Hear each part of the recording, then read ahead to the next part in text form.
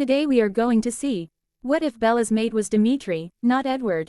So let's get started. Bella Pav. He left me. He fucking left me, the bastard. I wanted to scream, I was so mad. He left me a month ago, and when I woke up this morning it was like I was finally seeing things for what they were. All month I ran on autopilot, feeling like a shell of my former self, but now looking at what I've become in the mirror of my bathroom, I couldn't believe I let myself get so bad. I was pale, far too thin, my hair was limp and my eyes had dark circles under them. Howling that I had slept too much or not enough, I wasn't even sure these days. I had lost all my friends thanks to my mood, my grades were shit and my father wouldn't even talk to me anymore, and let's not even mention the fact my mother wants nothing to do with me.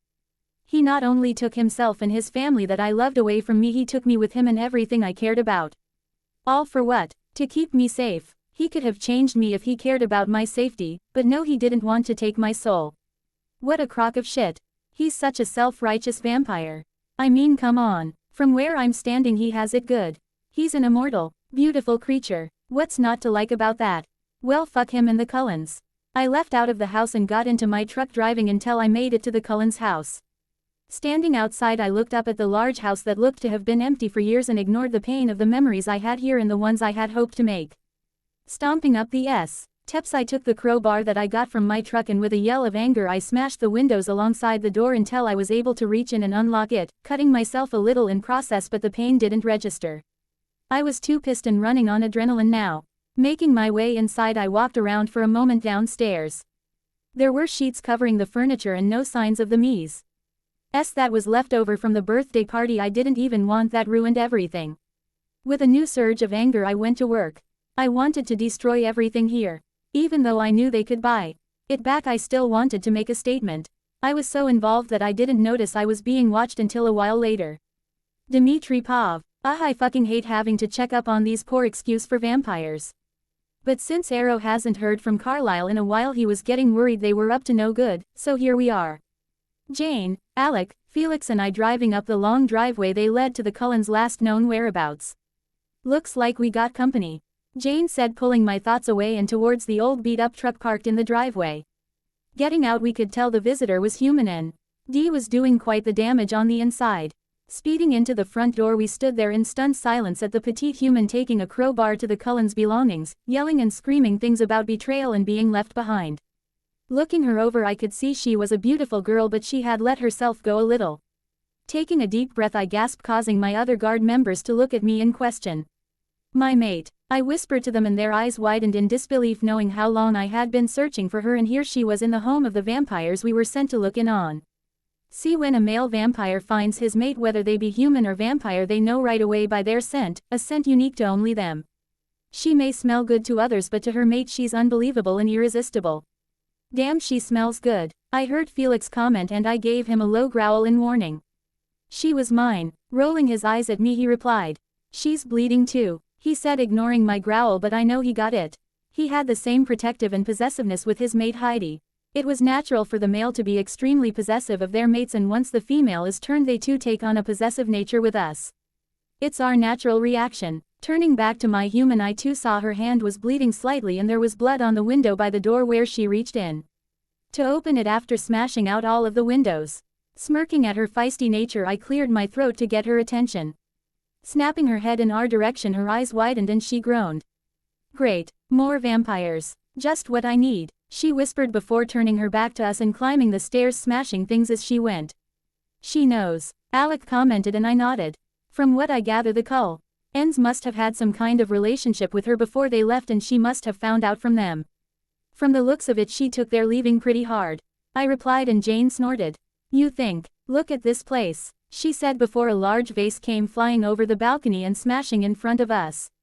Looking up, we saw the human give a satisfied nod before disappearing again to continue her rant. I like her, Jane commented, smirking, and the others nodded. She was very amusing. Following the trail of destruction, we made our way up 3 flights of stairs to a room that she was now working over. The scent of her was all over this particular room, telling us she had been here many times before. She was in the process of throwing everything off the many shelves in the room and emptying of the CDs and knickknacks as she went. You missed this shelf, Felix commented in humor, drawing her attention to us again and to where he was pointing to a smaller shelf behind her. Nodding in thanks, she went to that shelf as well. Once this room was effectively destroyed, she collapsed in exhaustion on the ground, breathing hard and crying. Kneeling down in front of her, I took my finger raised to chin until her chocolate brown eyes met my red ones. Now that you're done, care to tell us who you are? How you know about vampires? And why you were destroying this place? I asked her. Who are you? She asked in reply. My name is Dmitri, the big guys is Felix and the twins are Jane and Alec and we're from the Volturi sent by our masters to check in on the Cullens. I told her She flinched at the mention of the Cullens and nodded. That's what I figured. My name is Isabella Swan but everyone calls me Bella.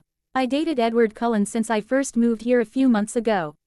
I know what you are from them and I trashed this place because the fucking bastard left me in the woods and destroyed my life, taking his family that I cared about with him. She said, spatting the end of her rant in anger as more tears fell down her beautiful face.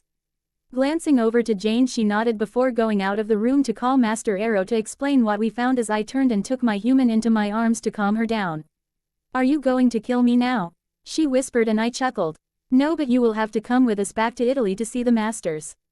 They're going to want to know about you and what the Cullens did. Then the Cullens will have to be punished for breaking the law. I explained and she nodded. Good, most of them deserve it. I don't want to stay here anymore. I hate it here. What's going to happen to me though? She asked. You'll be turned, I'm sure. Which is what the Cullens should have done to begin with. I told her. I begged him to turn me, over and over again. But he always refused. She explained and we all frowned in confusion as to why he would refuse her request. Did he say why? Jane asked, her ear still to the phone where I could tell Arrow and May.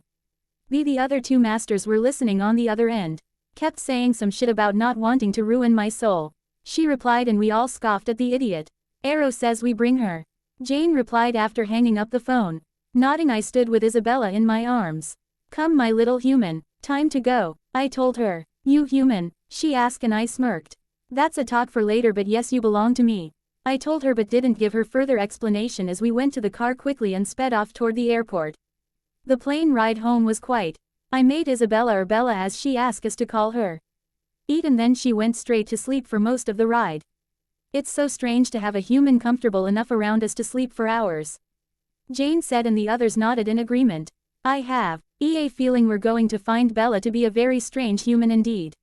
I replied as we landed. She woke up as I picked her up and carried her to the limo that was waiting for us. She actually sat up and gazed transfixed out the window as we drove towards the city. Never been out of the country before?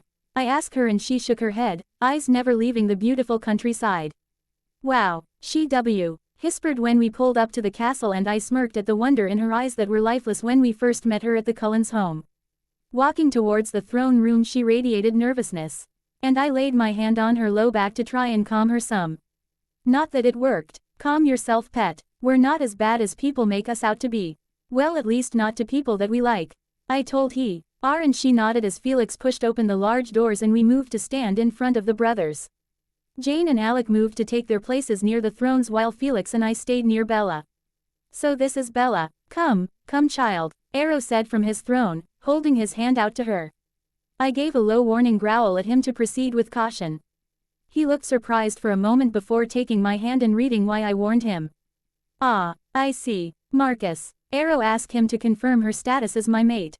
It is true. She is Dimitri's mate. He told them and Bella gasped in shock. Well, congrats are in order, I think. May I? Arrow asked me and I nodded my consent that he could take her hand.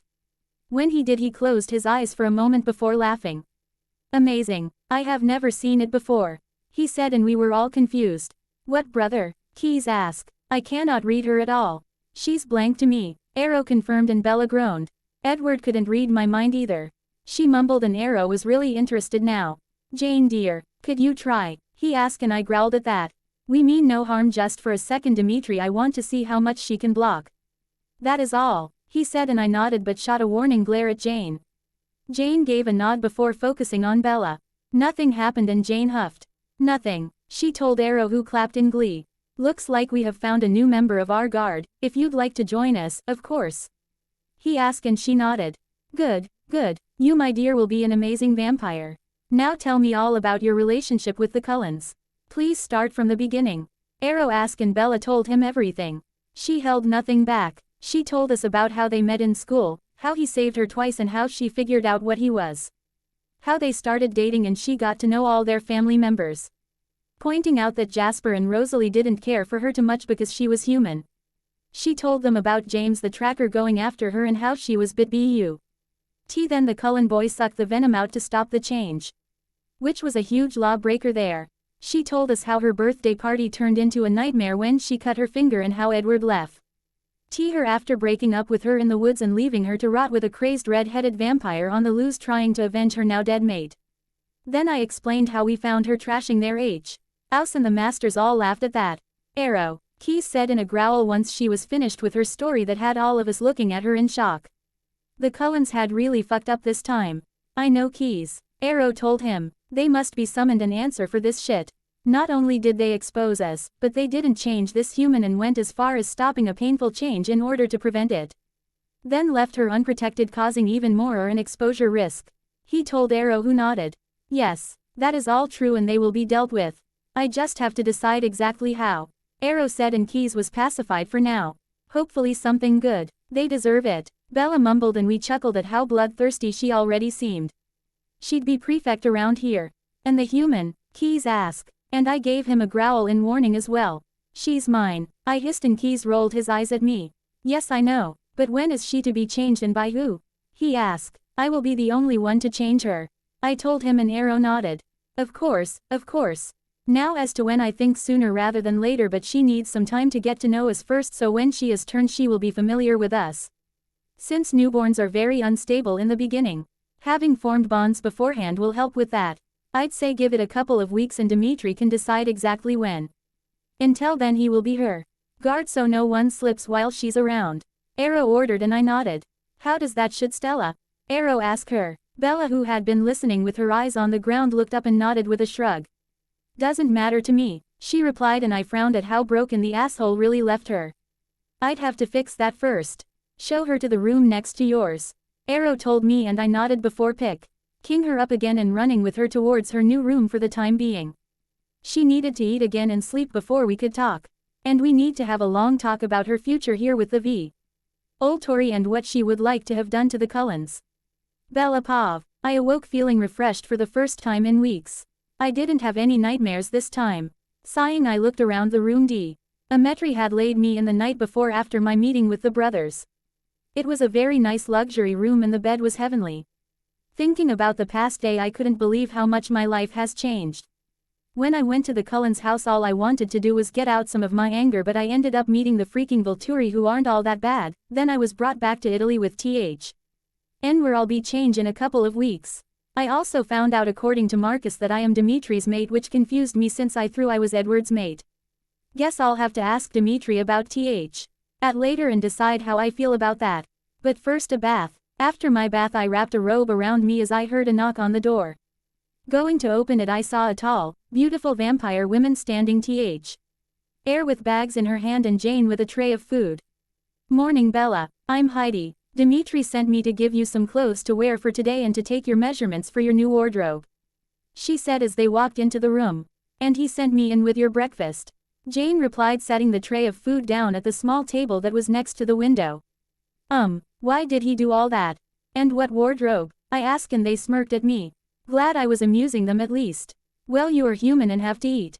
Plus, males always take care of their mates, whether they be human or vampire-esque. Get used to that, and all members of the Volturi are fitted for a wardrobe, Heidi replied, and all I could do was nod as the drop-dead bombshell quickly measured me and left clothes in the bathroom for B to try on. I was surprised at how much I liked the clothes. They were designer, of course, but not overly flashy like that Alice used to force me into. They were normal clothes but still very nice and comfortable. Looks good. Now here is your choker. You must never take this off, Heidi said, slipping behind me and attaching this choker necklace to me. Turning around, I saw it was a lot like the Jane and Heidi wear, but slightly different. Looking at them for answers, Heidi replied, "It's the Volturi guard crest. Arrow had it made. We all wear one that shows our status. Yours like mine matches. The one our mates were showing that not only are we part of the guard, but we are mated to a high-ranking guard member. In your cause, the head of the whole guard," she told me, and I nodded, figuring I'd ask Dmitri more about this mate business later. Who is your mate? I asked Heidi, and she smiled. Felix, she said, and I nodded. I remembered him from before. He was the very large vampire. They left tea shortly after that and I sat down and ate my breakfast in peace until the door opened again and in stepped Dmitri. I looked at him good this time, since before I wasn't really paying that much attention. He was defiantly good looking. All vampires were, but he was drool-worthy. More so than Edward was. He was tall but not as tall as Felix. He was muscular but not overly so, his skin was pale as Al vampires are and he had bright red eyes shows off their diet. His hair was very dark, maybe black and fell down to his shoulders. He looked to have been Greek when he was human but I wasn't so sure. He did look very similar to a Greek god. I blushed bright red when I saw he caught me checking him out.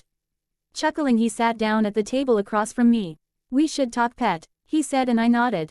Yes we should. Dmitri Pov. When I walked in after I knew she had time to finish eating I was pleased with the results. She looked more rested, the circles gone from under her eyes. She needed to put on more weight but I'd make sure she ate plenty over the next couple of weeks. Her hair was freshly washed and she was wearing black pants and a dark green top with my crest around her neck. She looked like a fantasy.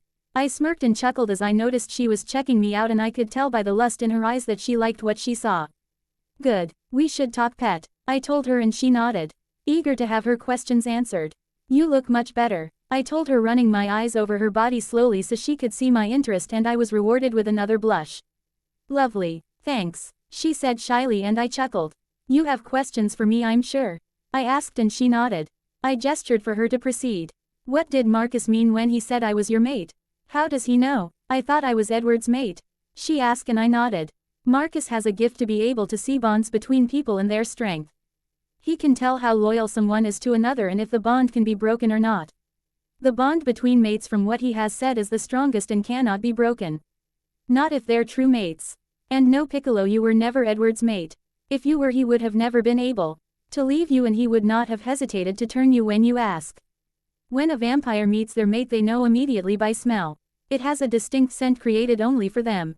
It's different and the smell of delicious blood which you have that as well. It's hard to describe until you're turned and then you can tell for yourself. I knew the moment I smelled you in that house that you were mine. When vampires mate it's automatically love at first sight if you will. You're human so you don't feel the intense emotions that we do so your love for a vampire mate will come at a slower pace than if you were already turned. Mates are also extremely protective and possessive of their mates, the males especially. Males are naturally geared to take care of their female mates' every needs and if that mate is still human the protective nature only increases because the human cannot protect themselves. In our world regardless to how close we are as a coven there is only one person a vampire will die for and that is their mate. No one else, not even their sire. I explained to her and she sat there silently taken it all, nodding at certain points. I don't expect you to love me right away. Hell, I don't even expect you to like me. But I do ask that you keep an open mind and get to know me. Get to know all of us. We're not what everyone thinks we are and we have a couple of weeks to prove that. I'll admit I'm an asshole. I'm ruthless and a prick but I won't be that way with you. I told her. She bit her lip, thinking over everything I said before taking a deep breath and replying. The Cullens have hurt me so bad. For a while I didn't think I'd ever recover. At first I was hurt that he left and that I didn't have him anymore and then he took his family with him and they didn't even bother to say goodbye. After a while I was mad at what I turned into. I didn't even recognize myself anymore and not just from the time they left, from the time I met Edward the first turned into something I thought he would want in a mate but it wasn't who I was. I think now that my head is clearer I realize that if he had stayed I would have lost myself completely and never able to get her back. Now I have a chance to start over. Be who I was meant to be. You're right, I don't love you yet but I do like you and I am willing to keep an open mind about you and everyone else here. I know what the Cullens have told me about all of you but it doesn't matter to me. As far as I'm concerned the Cullens are monsters in my eyes for what they did to me and I hope I'm turned in time for their punishment. I want in on that shit. I'll give you a chance one but I have a request in return. She told me and I nodded for her to continue. Don't ever lie to me, or keep things from me even if you think it's in my best interest. Don't treat me like I'm some fragile piece of glass that can't make up her own mind and don't ever leave me. Don't act like my father instead of my lover. She said and I could tell that as how the Cullens treated her and I would never do that. You have my word that I will never treat you like that. I won't lie to you and I can promise on my life to never leave you. I wouldn't be I told her and she nodded smiling. So when are you planning on changing me? She asked. I haven't set a date yet. But it will not be longer than a couple of weeks. You will be expected to have the diet as we do. We don't condone the animal diet. I told her and she nodded. That's fine, she said, and I was relieved I didn't have to fight her on that. Would you like a tour? I asked her standing, holding out my hand to her. Nodding, she slipped her warm, small hand into mine and allowed me to wrap my arm around her as we walked through the halls. I showed her where everyone's rooms were, the library which she was in love with, the game room and the kitchen she would be using while still human. Then I took her to the courtyards to show her the gardens. Wow, it's so pretty out here. He said, walking away from me and twirling around in the sun. Yes, I enjoy this area as well, told her, walking behind her as she explored the flowers and bushes within the garden. Dmitri Pov, so tell me about your past, she asked as we sat in the gardens. Well, I was born around 1000 AD in Greece. I was changed by Amun, an Egyptian vampire. I stayed with him for a while before leaving him to travel. I came across Arrow, who liked my gift and offered me a position here, and I've never looked back. I'm known as the best tracker in the world. I can find anyone, anywhere in the world by finding the flavor in someone's mind. It's hard to explain, he told her, and she nodded, eyes wide with interest. I don't remember much anymore from my human life though, he said, and she nodded. I thought you looked Greek, she told me, and I smirked. We talked for a while longer, finding out that we both loved to read almost the same type of books, and she couldn't wait to check out the library we have here. So what's the story on me going missing? Have you guys fixed that yet? She asked, and I nodded.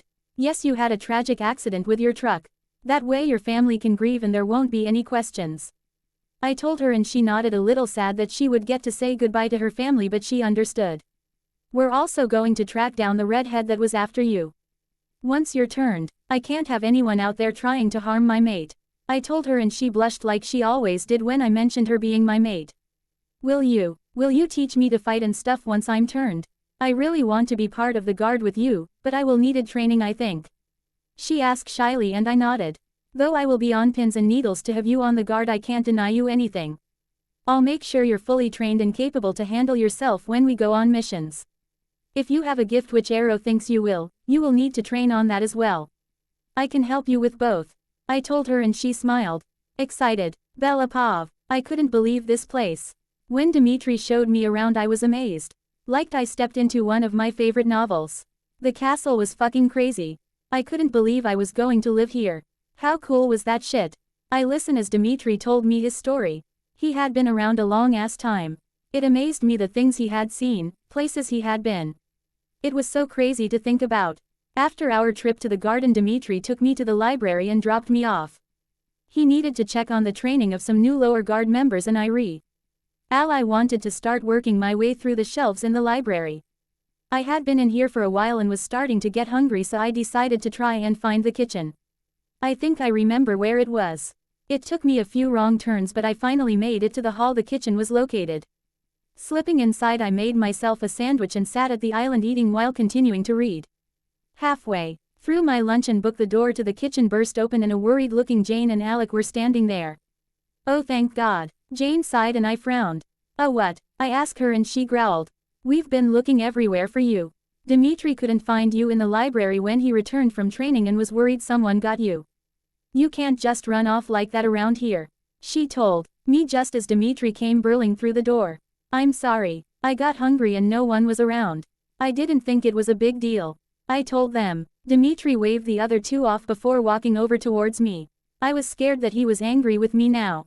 Don't fear me, Piccolo. I'm not mad. I was just worried. You're my mate and you wear my crest, but there are still some around here that may try and take you from me or feed from you. Please try not to go anywhere alone until you're changed. All right, he asked me, and I just sighed in relief and nodded. I didn't realize that it could be dangerous here without someone to protect me. How quick I forgot I was still surrounded by vampires and I was only a human. Bella Pov. The days seemed to fly by since I was brought to the Volturi. I had gotten tea. Oh no, almost everyone in the immediate guard, and I couldn't believe how much I got along with them. I was worried at first based off what the Cullens had said, but I promised to give them a chance and I'm glad I did. They were so much cooler than the Cullens. Even the masters, which I had taken to calling them just like everyone else. They didn't pretend to be anything they weren't. They were Fae, ARED and respected for good reason, but inside these walls and to each other they were a family like any other. Strange and sometimes dysfunctional, but still a family nonetheless. And Dmitri, well, let's just say I was having the time of my life getting to know that fine piece of Greek male. OMG, did he get my blood boiling, and he knew it. We hadn't moved past just spending time with each other, but it was still great. He was so sweet to me and went out of his way to take care of me. Just as I noticed all the other mated males did for their mates, and it made me feel special. He'd do anything for me. Kill for me if I asked for it, and I was liking that power I had, that feeling of knowing I had a strong male that would be willing to go to the ends of the earth for me if I asked it. Something Edward never would have. I was falling for Dmitri hard and fast, and it was scarily exciting. Dmitri came after I finished breakfast and was dressed for the day from my new wardrobe that Heidi brought to me. He took my hand and kissed it. "You look ravishing, pet," he purred, and I blushed bright red. "Thank you. What's on the agenda today?" I asked, and he smirked. "You are going to join us in the throne room for an interrogation. Your first one. You were saying you wanted to see more of what we do, yes?"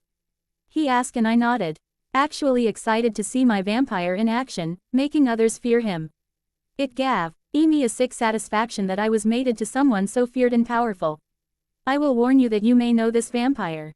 And make sure you stay where I place you and don't try and stop anything that goes on, no matter what, okay?" he told me, and I nodded as he led me down the hall towards the throne room.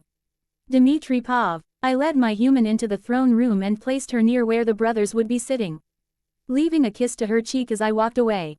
They had ensured me that they would make sure no harm came to my mate as I was working. I trusted them to a certain degree, since Bella had on over everyone here in the main guard as well as the masters. I knew they would all help keep her safe. I also knew she wanted to be here. She wanted to be involved to see what being part of the Volturi meant. She and Jane smiled at each other as Jane and Alec took their spots near the masters as well, giving me a nod that they too would be protecting Bella, and that eased my mind more. "Ah, here we go," Arrow said as we came in. We were the last to arrive. "Felix, bring in our guest," Arrow ordered, and Felix nodded before pushing open the door and allowing the vampire in that we requested an audience with. He bowed and he came to a stop in front of the masters. I knew the moment Bella recognized him when she gasped and whispered his name, causing him to snap his head to look at her. "Laurent, Dmitri Pov." The moment she whispered his name, his head snapped towards her and his eyes blackened. He took a deep breath of her scent, and the idiot must have forgotten where he was because he actually thought he could get past us. He leapt off the ground towards Bella. I saw Keys move from his seat and pull Bella behind him, an Arrow on the throne, but before Laurent could get even a foot from where she stood, I clotheslined his ass and pinned him to the ground with my foot. "You must be out of your fucking mind if you think I'd let you get anywhere near my mate, asshole." I growled down to him, and Felix hauled his ass off the ground and held him kneeling on the ground in front of me by his dreadlocks. "What? I don't understand. I thought she was the Cullen boy's mate," he stuttered, and I shook my head at him. "Nope, my mate. And you'd do well to keep that in mind before trying to get at her again." I hissed, and he nodded, but I did notice how his eyes kept darting from me to where Bella was still standing between Arrow and Keys. "She still smells as good as I remembered," he commented wishfully, and I growled. "Jane," I ordered. "Of course," she replied before locking eyes with the fucker. I watched in morbid fascination as I always did as he screamed in pain, begging for it to stop. "So that's what her power does?" Bella whispered, watching. "Yes, she creates immense pain." Arrow whispered, "Pain." Waving my hand, Jane stopped the pain, leaving him panting on the ground. "Piccolo, how exactly do you know this vampire?" I turned and asked her. She gave me a sexy smile before replying. "He was with James and Victoria when they came across us back in Forks a few months ago. He left not wanting anything to do with James' plan, and Carlisle sent him to live with their friends in Denali. I haven't seen or heard of him since," she told me, and I nodded. "So, here is my issue with you. We find you hanging around Forks where my mate used to reside. This leads me to believe that you were up to no good. Why were you there, and what would you have done if she was still living there?" I asked him. At first he clamped his mouth shut and refused to answer. "Jane," I said again, and again he screamed out in pain. "Please." "Okay," he yelled, and I waved for Jane to stop. I was in my element here. Yes, the masters were in charge around here, but I was head of the guard and they normally let me control the interrogation. They didn't like getting their hands dirty if they could avoid it. Arrow would always read our victims at the end to see if there was anything else they were hiding before we ended them. "Well," I asked impatiently, slapping him across the face as he lay panting on the ground. I was sent to Forks to see if the human was still there. He told me. By whom? The Cullens, I asked, and he shook his head. No, Victoria, he said, and I nodded. Why did she want to scope out my human? I asked, and I could tell he was shaking in fear.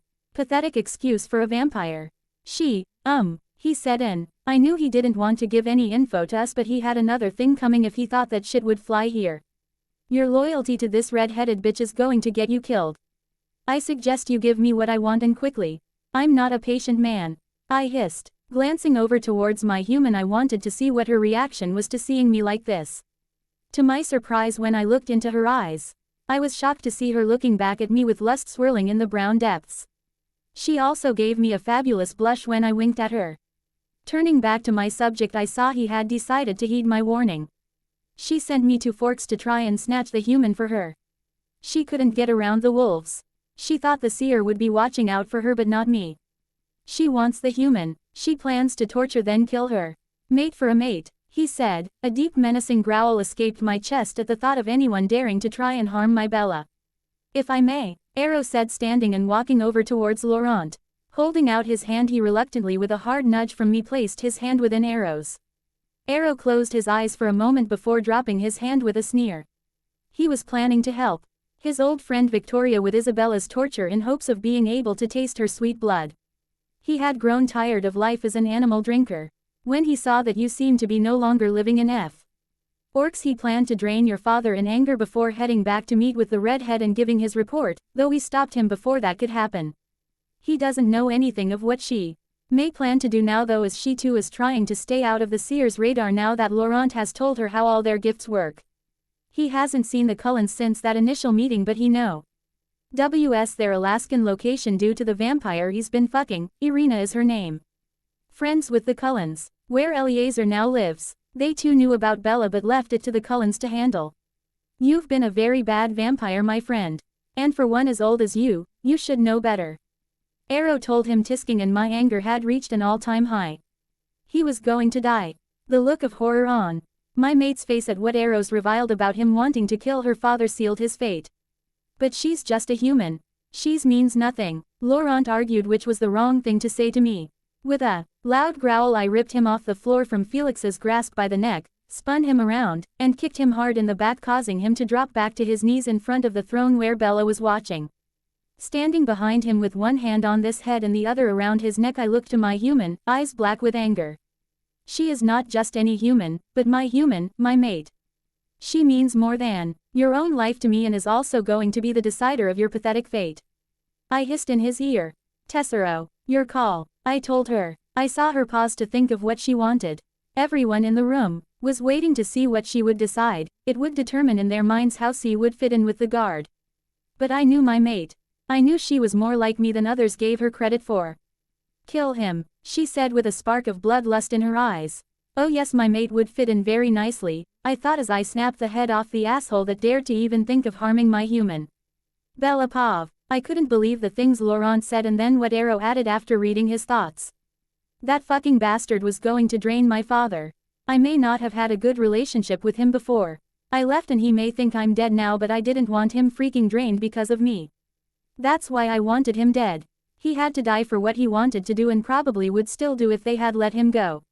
Not to mention he would run straight back to either Victoria or the Cullens, and I didn't want them knowing where I was until after my change.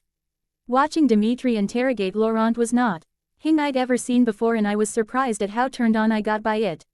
The strength and power he exuded during was hot as hell. The old Bella that was with Edward would have been disgusted with what he did, but the new me, the real me, enjoyed it. Man, I'm fucked up. Dmitri torn him apart and lit him on fire. The smell of burning vampire was as I remember it when the Cullens killed James. It's not pleasant. Smells like what I'd imagine burning flesh to smell like, only worse, and it sizzles. Ew. Come Tessero, Dmitri said to me, suddenly standing in front of me holding out his hand for me to take. Locking eyes with him, I let him lead me from the throne room and back to his room. The thrill of watching him still thrumming through my veins. What do the names mean that you keep calling me? I asked him once I sat in the middle of this large and surprisingly comfortable bed. Tessero means darling and Piccolo means little one. I'm sure I'll come up with more. Did they bother you? He asked me, and I shook my head. No, I love them. I was just wondering, can you teach me other languages? I asked him and he nodded. I'll teach you anything you want. It's best to wait till you're changed though. You'll learn it so much faster. He said and I nodded. That was understandable. Dmitri Pov. So, how did you like your first interrogation? I asked her and she blushed dark red. I swallowed back then. As the wonderful smell of her blood hit my nose. I, actually enjoyed it. Is that bad of me? She asked shyly and I smiled at her. Reaching up to stroke a finger down her cheek I replied. No, Tessero, not at all. When you're changed you'll find your enjoyment at things like that will increase. Vampires are driven by certain things. Bloodlust, sex, violence, things of that nature. The fact you already are enjoying some of those things just proves you were meant for this life.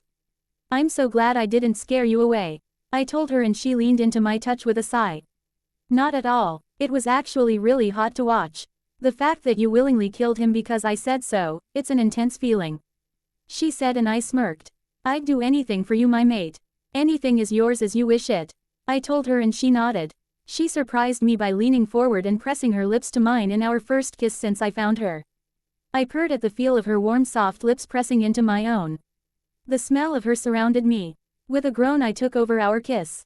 Putting one hand into her hair and the other on her cheek I pulled her closer to me, running my tongue over her lips she gasped, giving me the chance to explore all the corners of her mouth and she tasted just as good as I knew she would.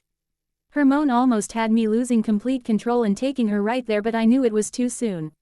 She wouldn't be ready for that just yet. But oh soon. Pulling back when I remember she needed to breath I was pleased to see her lips red and swollen and she was panting with need. The smell of her arousal had filled the room and I growled lowly at the smell. Wow, she breathed and I chuckled. You're great for my ego pet. But you act as if that was your first kiss or something. I told her and she smiled at me. No, but I've never been kissed like that. Edward would only give me little closed mouth kisses, always saying that anything more than that would be too dangerous. She said and I scoffed. Please, vampires have been having sex with humans without hurting them for years. I guess that's what happens when you date a 100-year-old virgin. He just didn't know what he was doing. Good for me then. That means I'll get to teach you everything. I purred and she blushed so prettily for me. I wanted to talk to you about some things. She said after she got herself back under control. Proceed then. I told her. You're changing me soon, right? Like next week sometime? She asked and I nodded. That was the plan, yes. I confirmed and she gave a nod. Good. But there are a few things I'd like to do as a human before. If that's okay, she said and I nodded. What things? I asked. Well, I'd like to see the city first. Maybe on cloudy day you could give me a tour. I'd like to have a girls' day out with Jane and Heidi, maybe go shopping or something. She started listing and I nodded. Sounds doable. Go on. I told her and she smiled. I like to have a movie night here with everyone. Including the brothers. She said and I laughed. I'll talk to them about that one. But I'm sure they'd consent. I told her. And I want to experience being drunk for the first time. She said and I raised an eyebrow at her, smirking. All right. Anything else? I asked and she nodded, blushing red again. Oh, this would be good. I want well, that is. She shuddered and I used my finger to raise her eyes to mine. What is it, Piccolo? I asked and she bit her lip. I want to lose my virginity before I'm turned. I don't want to go into vampirism as a virgin. I'd also like you to bid me during the act. She told me and I gave her another smirk. I can definitely do that for you. Just tell me when and I'd be more than happy to oblige. I'll work on the others for you as well.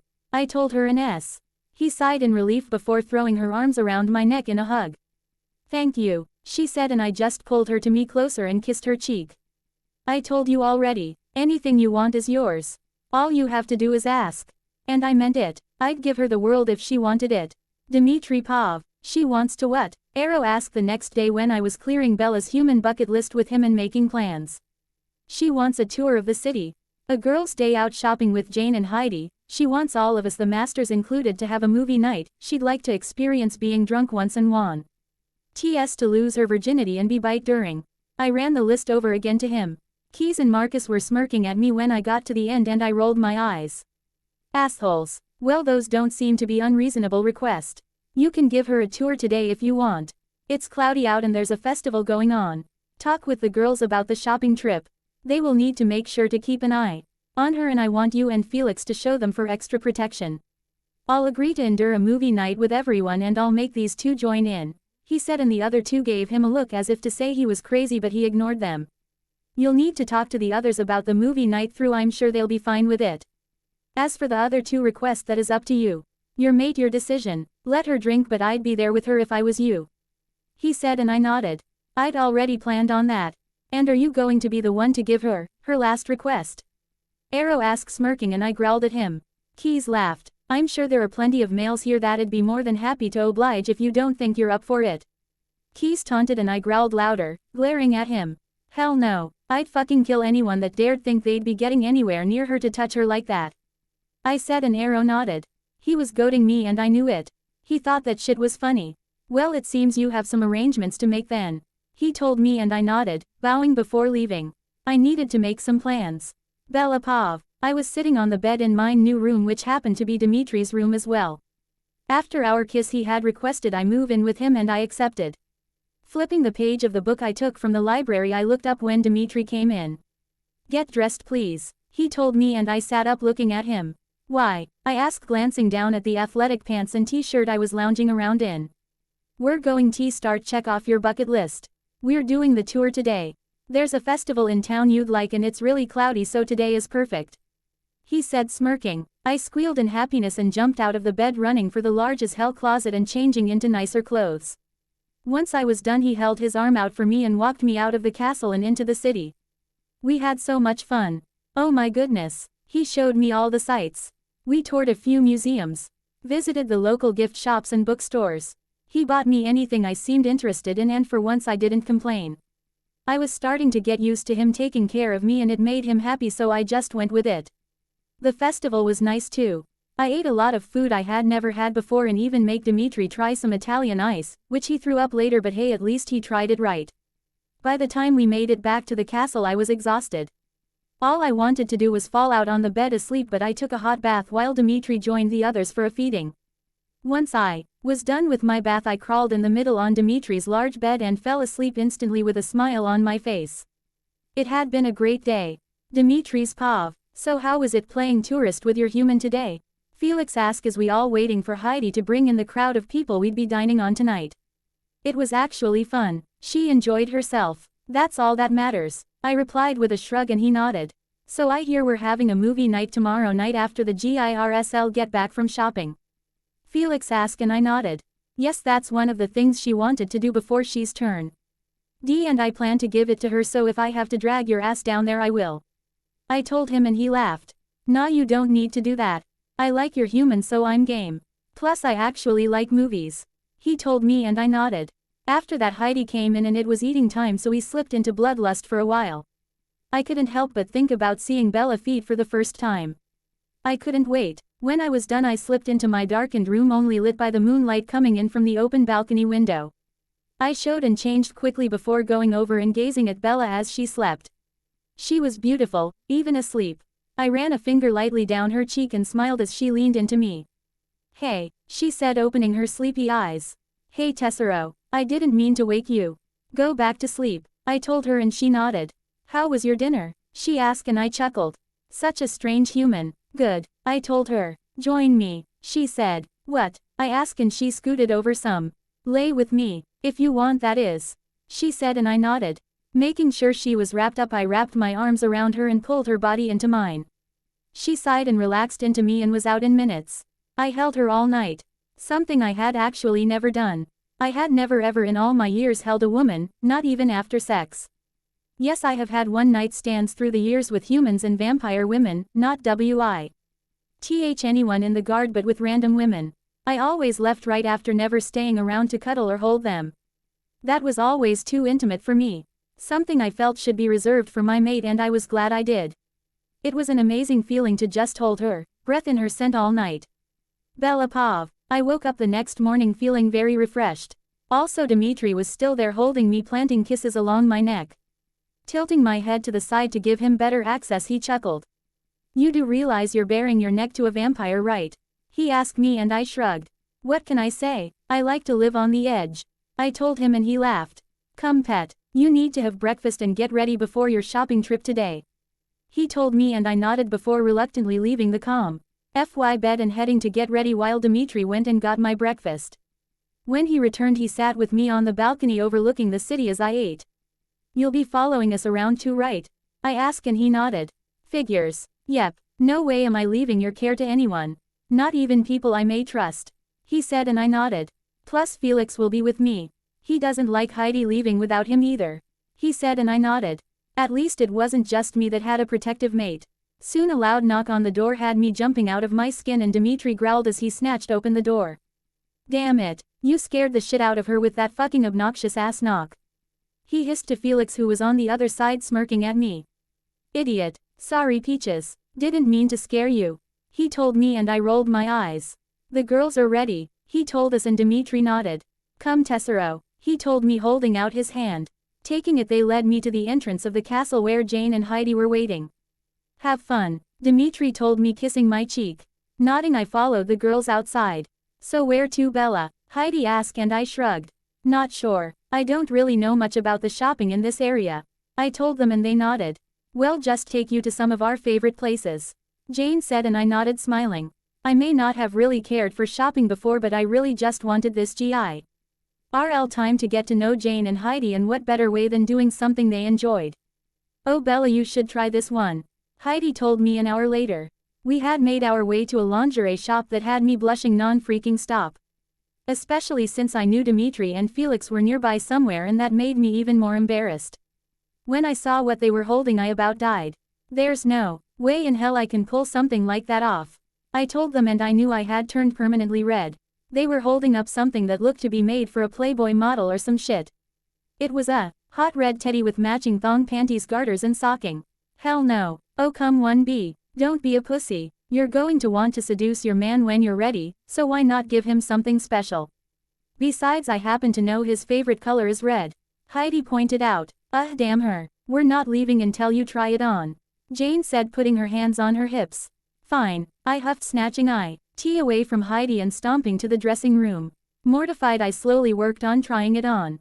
It took a minute to figure it out but when I finally had it all in place I had to admit it actually looked pretty good on me and it would be nice to surprise Dmitri on the night I was ready to be changed. I wanted to make sure he stayed interested in me even though he had said mates are for life. I still couldn't believe he wanted me like that. But this outfit gave me some confidence. "Alright I admit I like it so I'll get it," I told them through the door. "Good, well grab you a whole stock of things for you to have even after your change. You'll end up ripping most of them anyways while you're adjusting to your strength." "Hurry up," Heidi said back and I rolled my eyes. Impatient vampires. After we paid for everything we stopped at a few more stores getting everything from clothes, shoes to handbags. More capes were ordered for me for once I was changed and we even got a few things at the jewelry store. The amount of money we were spending was crazy but the girls said it was normal for them to go shopping once a month and spend this amount of money so I didn't feel so bad. I wanted to fit in with them so I knew I'd have to adjust on my thinking when it came to money and shopping. "We should stop so Bella can eat," Jane said after we left the jewelry store. Nodding my stomach growled at the thought of food we headed to a small cafe across the street. "You guys don't have to go in with me. Why don't you go to the next store you wanted to head to? I'll grab something to go and meet you there," I said. They thought for a moment and nodded. They took one look at the small overcrowded cafe and realized it would probably be best they didn't tempt themselves too much. "We'll be just right down there. A block away." "Okay," Heidi said and I nodded before heading inside and waiting in line. The line was freaking long as hell and I was glad we had all of our things sent to the cast after each store we left so we didn't have to carry anything. One good thing about this town was every store seemed to have delivery boys that could take your things anywhere you wanted when you spent so much money. That way you didn't have to carry anything. It was nice. "Hey, do you recommend anything good on the menu?" I heard someone ask. Turning there was a blonde man with green eyes, muscular build standing behind me. I hadn't even heard him standing there, I was so lost in thought. "Nope, my first time here. Sorry," I told him. He gave me a once-over and smiled. "That's okay, mine too. I'm Jack by the way," he said grabbing my hand and kissing it. Pulling it back quickly I nodded. "Bella," I replied and turned back around hoping he'd catch the hint but apparently I was wrong. Man I wish the girls had come in with me now. He kept making small talk the whole time we stood in line and I was starting to get annoyed. I mean, how many one-word answers do I have to give before he realizes I don't want to talk to him? Want to sit and eat together? He asked after we got our food and was walking to the station to get condiments. No, sorry. I'm meeting my boyfriend at the shop down the road. Sorry, I said before walking off, quickly leaving him behind. Breathing a sigh of relief, I started walking down the street slowly, window shopping as I went. I really wasn't paying attention, and I wish I was, because suddenly I felt a hand come around my mouth while another grabbed me and dragged me into the darkened alley away from the crowd on the street. Slamming me face first into the wall, I heard the blonde man's voice in my ear. I don't like being ignored, bitch. He hissed and I groaned. Fuck, I was in trouble and he was a dead man once Dmitri finds out about this. When his hand came arrow to grab my breast roughly, I knew I'd love seeing my mate drain his perverted ass for daring to touch me like this. Asshole. Felix and I had been following the girls around most of the day from the tops of the buildings. We laughed out loud when we saw how red Bella got inside the lingerie shop. Looks like your girl got a few things, Felix pointed out as they paid and went to the next shop. Murking, I couldn't wait to see what things she purchased inside a shop like that. Hours later we were starting to get a little bored, so we began talking about ways we wanted to punish the Cullens. I realized Jane and Heidi went into a shop without Bella. What the fuck? I said, jumping down onto the street and going inside. Where is Bella? I demanded to them as they searched through some dresses on a rack. She needed food and the restaurant was way too crowded for us to be able to go inside and not kill anyone.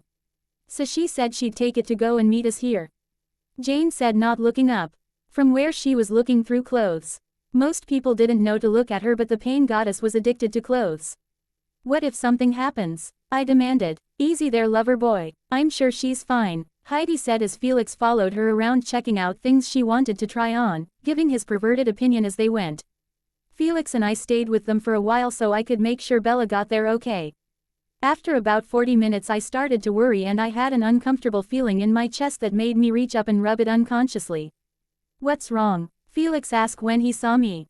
Don't know. My chest feels weird. I think something's wrong, I told them, and I headed out of the store. I knew they were right behind me.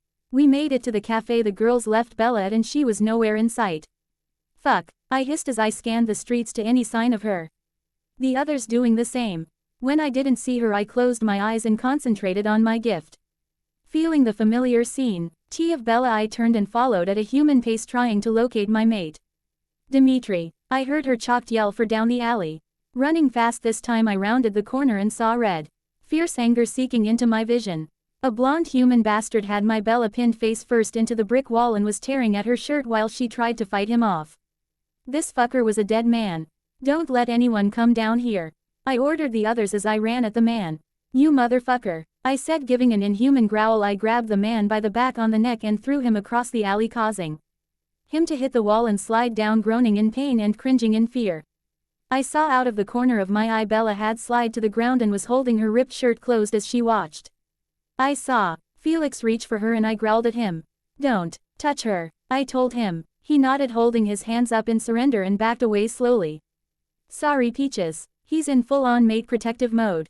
ONL, why he can touch you while he's like this and only you can calm him down, Felix told her, and I saw her nod.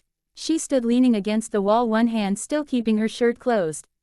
I took my eye off the human man for a moment to look at her, asking with my eyes what she wanted. Down with the man. Kill him, she told me, and that was all it took.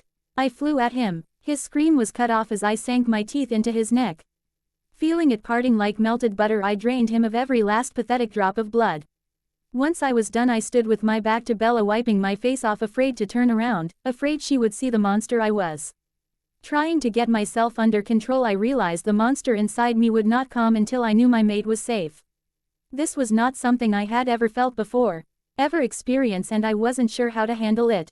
Dmitri, I heard my mate call me when I still hadn't turned to face her.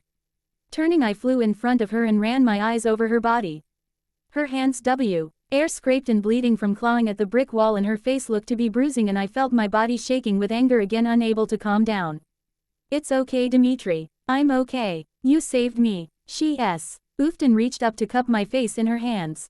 Purring slightly, I lifted her up, causing her legs to wrap around my waist, and I leaned against the wall holding her to me as I buried my face into her neck, breathing in her scent and knowing she was safe again in my arms.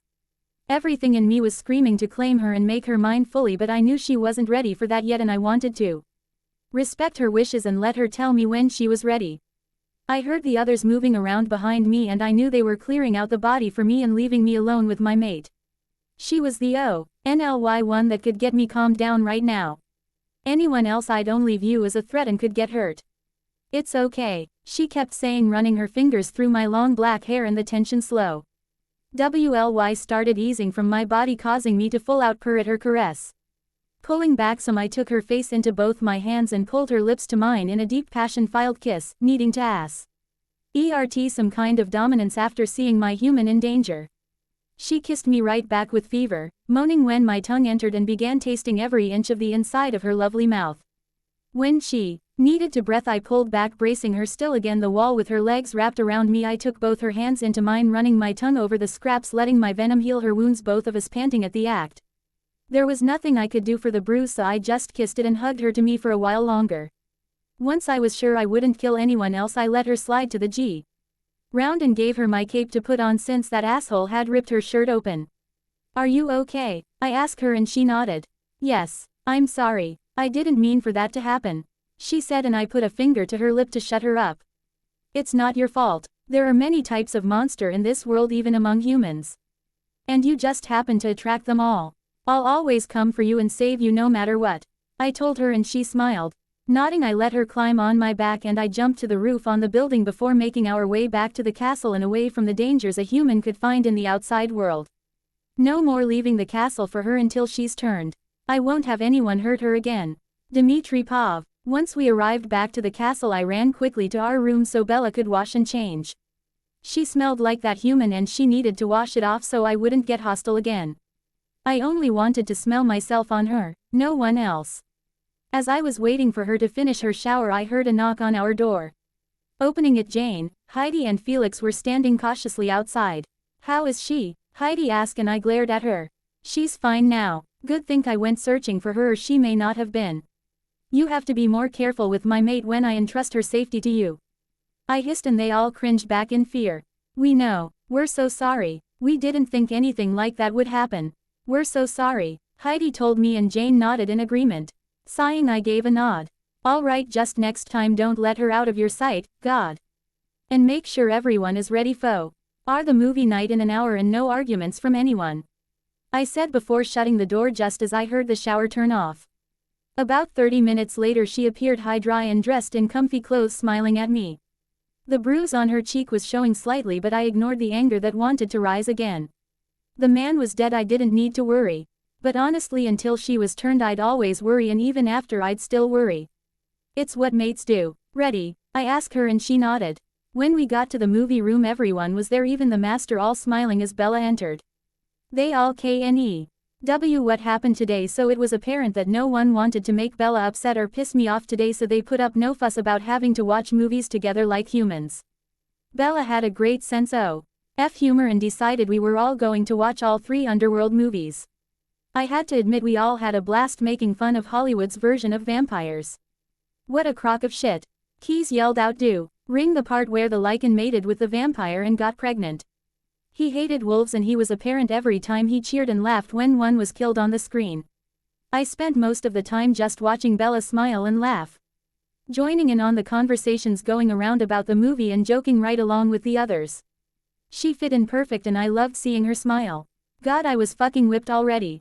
Bella Pov. The movie was amazing. Even though I had already seen them, I thought it was a great choice to pick being in a room full of real vampires, and I was right. They had a fit over trying to compare talents and species. I don't think I had ever laughed so much in my life. Once it was over, they all promised to have more of these after I was changed. Make it like a family tradition. Dmitri took us back to our room after the movies were over. He had yet to leave my side since this afternoon and was constantly touching me in some way, trying to reassure himself that I was okay. I felt so bad about making him worry. The look on his face when he saw that man touching me sent shivers up my spine, and in a good way. I felt protected and loved.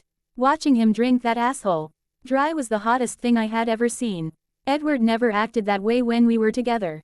Sure, he was protective in a way, but never the way Dmitri was, and it just helped confirm that Edward was never my mate. In fact, as far as I was concerned, he kept me from my true mate, and that just pissed me off even more. "Penny, for your thoughts," he asked me, and I smiled at him as we climbed into the bed and he pulled me tight against him. "Just thinking. Tomorrow I'd like to try my hand-eye drinking, and then the day after that I want to fulfill the rest of my wish. I want you to take me and then change me after," I told him, and he looked at me in surprise. "You're sure? 2 days?" he asked, and I nodded. "Yes, I'm ready. It's time," I told him, and he nodded, pulling me in for a kiss that had me burning tea inside before pulling away and allowing me to fall asleep. 2 more days and I get changed. No more weak human Bella. I'd become what I always was meant to be. A kick-ass vampire worthy of a mate like Dmitri. I couldn't wait. "Dmitri Pov, how many shots does that make now, Piccolo?" I asked Bella. We had been drinking in our room for a couple of hours. Starting out slow for her, but now she was rowing them back, much to the amusement of Felix, Heidi, Jane and Alec, who were all in my rooms. Bella decided she wanted to learn to play cards while she drank. So the vampires all sat around drinking deep red wine mixed with blood, and Bella was busting back shots of Patron. 6 I think," she said, giggling. She was already getting drunk. "The lightweight. I didn't know vampires could drink wine," Bella said after losing another round of blackjack while sitting in my lap. "We don't unless it's mixed with blood. Then it's very delicious," I told her, taking another sip. "Can I try it?" she asked. And we all looked at her like she was crazy. "It has blood in it, Tessero," I told her. "Ha, peaches. I'll give you $100 if you take a shot of wine with blood." Felix bet her. Laughing, she nodded. "You're on. Bring it, bitch," she said, slamming her hand down on the table, and I chuckled. Her lips got loose as she got drunker. Pouring her an over-following shot, he smirked at her, thinking she would back down and he'd win $100. But my human was full of surprises. Squaring her shoulders, she picked up the shot and tossed it back like it wasn't nothing. We all watched to see her reaction, and I was shocked when she licked her lips and hummed. "Not bad. Taste pretty good," she said, and we all laughed. "Oh yeah, she was meant to be a vampire all right. Want a taste?" she said, turning toward me and giving me a sexy smirk. Laughing, I nodded, and she proceeded to stick her tongue down my throat, letting me taste her unique taste, now mixed with blood and wine, and I know I groaned out loud at that. If Felix hadn't cleared his throat to get us to stop, I would have tried to throw her on the table and fuck her senseless. "Ha, I fucking win. Yes," Bella yelled a while later. She had finally won her first hand and was now doing a little happy dance in my lap that was causing me all kinds of issues. Gripping her hips to stop her, I hissed in her ear, "If you don't stop freaking moving, I'll bend you over this fucking table." And she blushed bright red, causing the others to chuckle at the human's embarrassment. "Maybe later," she replied with a smirk, and I groaned. She was trying to kill me. The little minx. I'm done. No more," she told us, pushing the bottle of Patron she was drinking away. She wasn't drunk, but she was pleasantly buzzed. "You sure?" I asked her, and she nodded. "Yep. Don't want to be sick for later," she purred, and I swear to God I went hard instantly. "Tonight." I thought tomorrow, I whispered to her, and she smiled. "It is tomorrow, silly," she said, and I glanced at the clock to see she was right. It was after midnight. Technically it was now the day of her change. Looking in her eyes for any hesitation, I nodded before looking back at the others. "Well, I think we'll call it a night. Say goodbye to human Bella and Jane. Let the masters know we're doing it soon," I ordered, and she nodded. Bella hugged everyone who wished her luck with her change before departing, leaving me and my soon-to-be newborn alone. "I'm going to take my last human shower, okay? I want to freshen up some," she told me, blushing, and I nodded and watched as she stumbled a little as she went into the bathroom. Running around the room, I cleaned up our drinking mess before removing my long jacket and sitting in the chair to awake my mate. An hour later, I had picked up a book I was reading when the bathroom door slowly opened. Glancing up, I dropped the book and my mouth hung open. Well, fuck me. Bella was wearing a hot red teddy with matching panties and garters. Holy shit, I was one lucky son of a bitch. When my eyes finally made it back to her face, she was biting her lip in nervousness. "What do you think?" she asked, walking over towards me and standing in front of me. Doing a lit twirl, I got to see the whole outfit, and I shifted in my chair to try and ease some of my tension. "Fuck, Tessero, you look amazing, baby," I told her, grabbing her around the waist and pulling her to straddle my lap. "I want you to make love to me, Dmitri. Make me yours. I have fallen in love with you and I'm ready to be yours and join you for eternity." "I'm ready," she told me, and I thought I'd cry with joy. "I've loved you since the moment I laid eyes on you," I told her, pulling her into a kiss, running my hands up her back and tangled them in her long hair, tilting her head to the side so I could deepen the kiss and taste every last inch of her mouth. Pulling back, I reached in the front of the red lace top and ripped it off her in one go, baring her upper body to me for the first time. Shish. Was beautiful and her blush extended down her chest. Groaning, I sealed my cold lips over her nipple, sucking and teasing until it became a hard pebble. Doing the same to the other, I teased her until she was withering and panting on top of me. Her little hands clenching and pulling at my hair. Ripping the red thong off just like I did the top, I moved my mouth back up to hers as my fingers reached down and stalked her clit. Surprised and pleased to find she shaves completely. Yay me. Holy shit, she hissed when I inserted one finger inside her and I sucked in a breath at how fucking tight she was. Working her up with that one finger until she relaxed, I pulled back from her some so I could watch her. She was a vision. Head back arching, mouth open and panting, blush extending over her whole body. She was a seductress and she didn't even know it. Adding another finger, she began riding my fingers, moaning and gasping for air. Dmitri, she whined and knew what she wanted. That's it, baby. Come for me, I told her, taking my thumb and flicking it over her clit, causing her to yell out as her pussy clamped down on my fingers as she orgasmed for the first time of many tonight. She collapsed against my chest, panting and thanking me for making her feel good. Picking her up, I sped over and laid her on the middle of the bed. Standing quickly, I undressed out of all my clothes before coming back and laying between her now parted creamy thighs. You still with me, Tesoro? I asked her, placing kiss along her neck and chest. Yeah, she panted, running her little hands up my back and around my chest and down to grasp my cock in her warm hands. Moaning, I allowed her to stroke me for a while until I moved her hands. Enough of that. Tonight is all about you, baby. I'm going to taste you now and I'm not going to stop until you come on my tongue. Then I'm going to fuck you until you can't remember your own name, and then when you're at the hated of pleasure, I'm going to bite you, mark you as mine. I whispered into her ear and she moaned out loud the excitement. Please, she begged, and I chuckled as I kissed down her body until settled between her thighs. Running my hands up her legs, I held them open for me and began licking between her folds, lapping up all her juices from her first climax. She was moaning loudly, cussing and trying to rotate her hips, but I held her down. As I gently took her clit between my teeth and sucked hard, causing another orgasm to roll through her, and drank her down until her lay boneless on the bed. It was my mission to make sure my mate was 100% satisfied at all times. Sliding up her body, I took both her hands and held them in mine beside her head, pinning her panting body to the bed. This will hurt, but only for a moment, I told her, BEF. Or kissing her deeply as I thrusted forward, breaking through her barrier and swallowing her cry of pain. I held still, letting the coolness of my cock ease her pain. Once she was relaxed and moving against me, I pulled out and pushed back in slowly. Harder. She moaned and I let go of her hands and allowed her to wrap them around my neck as I gripped her hips. Sitting up some, she bowed her back and I began pounding into her. Not hard enough to hurt her, but hard enough so that she knew who owned her body and made her feel this good. She felt so fucking warm and tight that I knew I wouldn't last long, but I was damned determined for feel her orgasm around me before I bit her. Fuck yeah, she yelled as I pulled her up into my lap and helped her ride me until I felt her walls start to tighten further. Fuck, yeah, that's it, baby, come for me again, mine, my mate, I told her, and she nodded, screaming out in climax for the third time. Yes, yours. Now Dmitri, do it, she yelled, and I sank my teeth into the right side of her neck just as I hit my climax and came deep inside her with a loud groan as her sweet blood flowed into my mouth. I drank enough until her heart started to slow in. I pushed as much venom as I could into her wound before licking it closed. Laying her down, I pulled out of her and bit her wrist and ankles and thighs, making sure she had enough venom in her system. Once I was sure she had enough, I licked all the wounds closed and pulled back as her first scream came out her mouth. Lying beside her, I held her against me as she burned, trying to assure her that I would not leave her side until she awoke. Talking to her, I told her how much I loved her, how much we all loved her and couldn't wait to see what she would look like, and how I planned to teach her everything she needed to know. How I would never leave her and would always love her. I knew how much it hurt to turn, I remember that clearly, even after all these years, and I hated causing her this pain. But there was no way around it, so I tried to ease it as much as I could. I just had to wait until it was over and my beautiful vampire mate awoke to me. Bella Pav. The burning was far more intense than I remember it being when James bit me.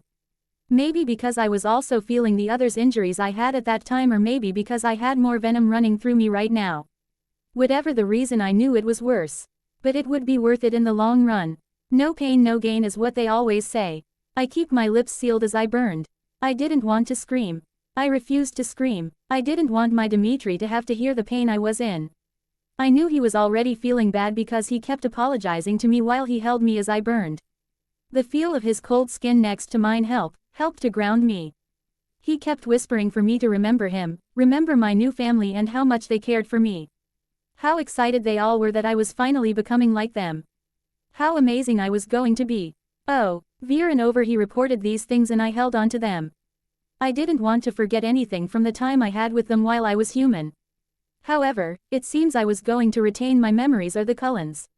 Or at least my anger for them stayed during my burning and how I couldn't wait to see them again, the bastards.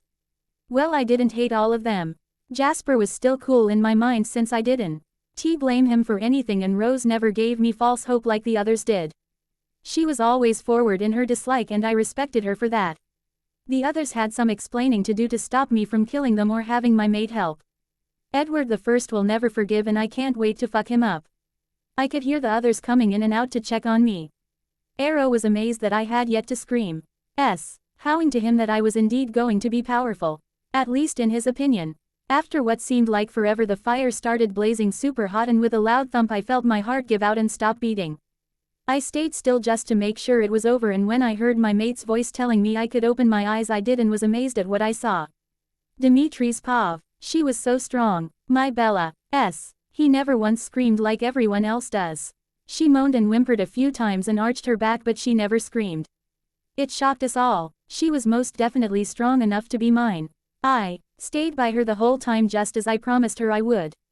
I held her and talked her through it. Something a lot of us never had during our change. My maker had left me to burn in the woods alone before coming to collect me days later, and I always hated him for the coldness in which he turned me. That was why I was able to leave him so easily and come to Arrow.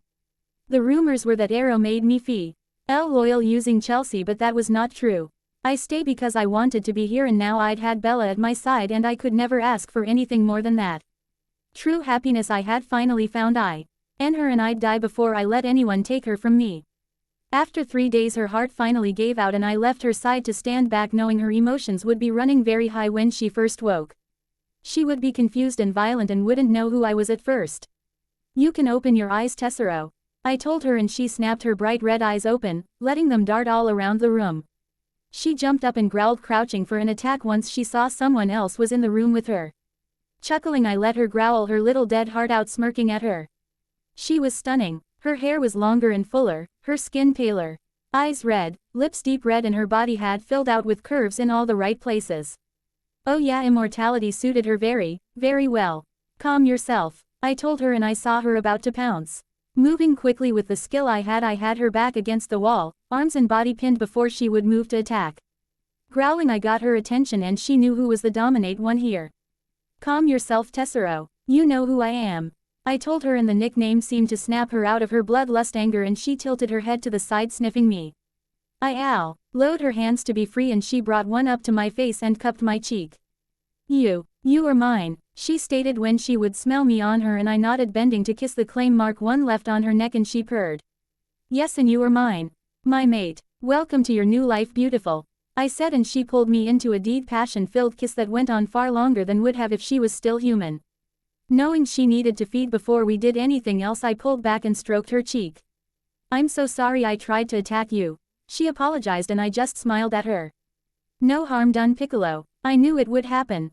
Now I think you need to see yourself, I told her, and pulled her over towards the big mirror hanging on the closet door. She gasped as she looked at herself. And I knew she was happy with the new look. She never did see herself clearly as a human, but now her beauty rivaled any vampire I had ever seen. When I saw her clutch her throat, I knew she needed to feed. Come, my mate, let's get you feed, I told her, and she nodded, taking my hand. I lead her to an empty room down the hall where the humans Jane had brought for her were staying. Opening the door, Bella's eyes widened and she growled in hunger, and I gave her a nod and she took off. Plunging her teeth into the first human's neck, blood going everywhere, she drank quickly before moving on. After 5 humans had been drained violently, I might add. She stood back, licking her lips, and that move had my pants tightening. She was sexy, even covered in blood.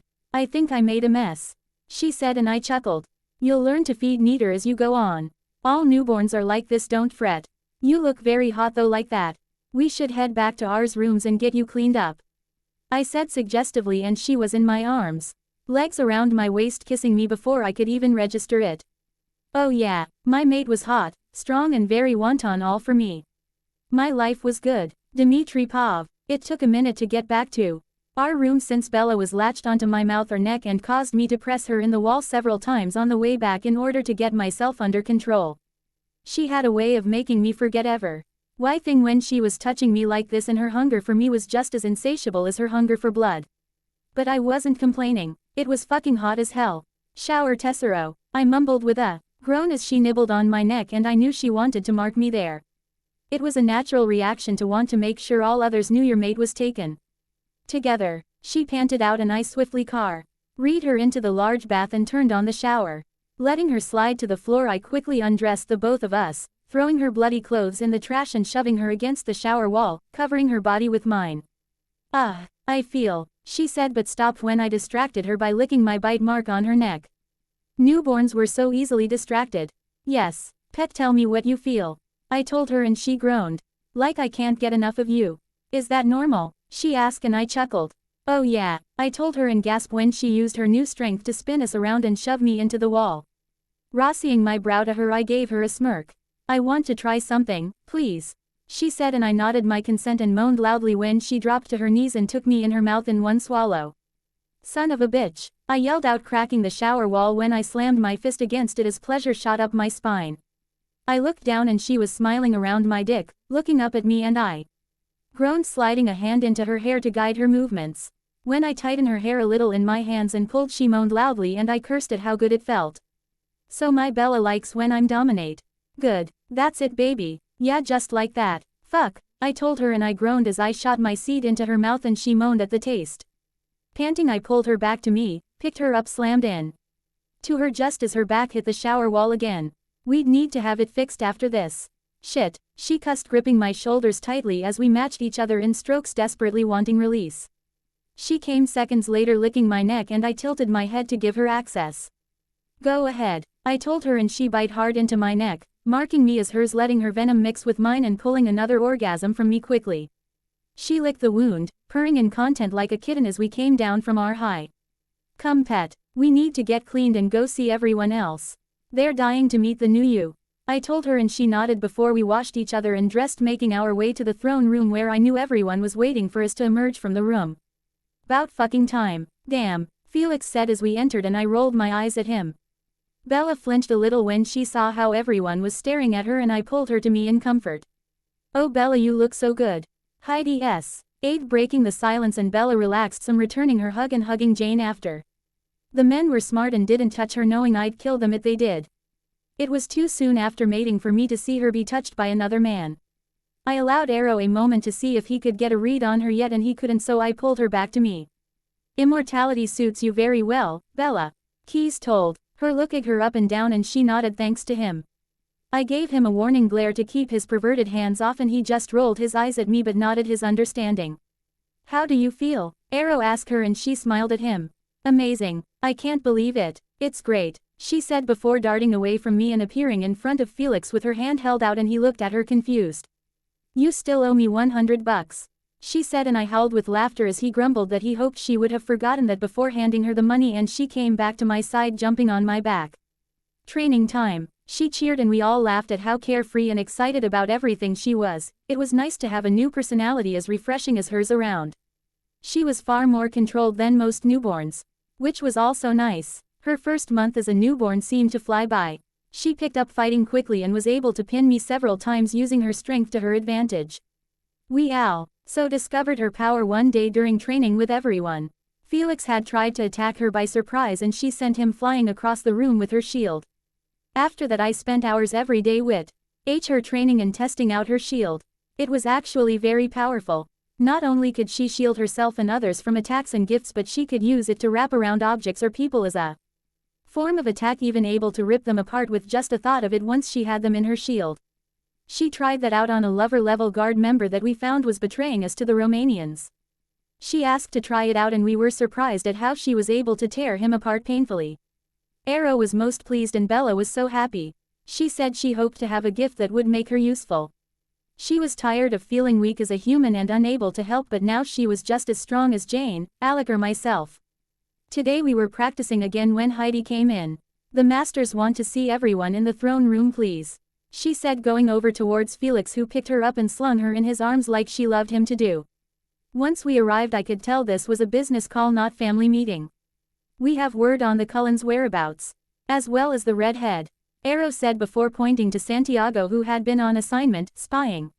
The redhead has been staying in Washington. She still thinks Bella is living there and has been creating a newborn army in Seattle. She has only created a handful of newborns, but they're raging rampant in the city. The Cullens are still in Alaska at the moment, but I heard when I was spying on them that they know of what the redhead is doing and are planning a trip to Seattle to stop her before we get wind of it, he reported, and Arrow nodded. I think it's time the Cullens are brought here for their punishment, Arrow, Key said, and Bella nodded along with him, bouncing up and down on the balls of her feet, excited. She wanted that too. Yes, you're right, Dmitri. You take Felix, Jane, Alec, Santiago and Bella with you. Capture the redhead Victoria and send Santiago back with her. We'll put her in the dungeons until you all return. The rest of you head to Alaska after the newborns are taken care of. Bring the Cullens back, by force if you have to, Arrow ordered, and we nodded. Oh, we were all ready for this. Once we were dressed in our black cloaks, we took the private jet to Seattle, where I would track down Victoria and we would capture her and dispatch her newborns. Then we would head to Alaska for a reunion with the Cullens. Since Bella keeps us all within her shield at all times when we're out of the castle or when she feels we may be in danger, the pixie bitch will never know we're coming, and good old Edward won't be able to hear us coming first. It will be a complete surprise, and I was looking forward to it. I could tell so was Bella. She couldn't sit still for nothing. She was ready for this. But first, Victoria. Bella pathetic, Jane commented as we stood on top of a building in Seattle watching about 10 newborns fight amongst themselves while Victoria and another young male tried to settle them down. I agreed with Jane. They were pathetic. Is that how I should be acting as a newborn? I asked Dmitri, who was standing by me. He snorted before kissing my hand in affection, making me shiver. I would never let you get like that. That is the product of a poor sire. She cares nothing for them. They are disposable to her, and that is why they act like savages, he told me, and I nodded, turning my bright red eyes towards the fighting vampires. Due to my shield, Victoria had no way of knowing we were there. I had our sounds and sense shielded from her, which is why we literally were feet from them and she didn't even know. Let's get this over with then.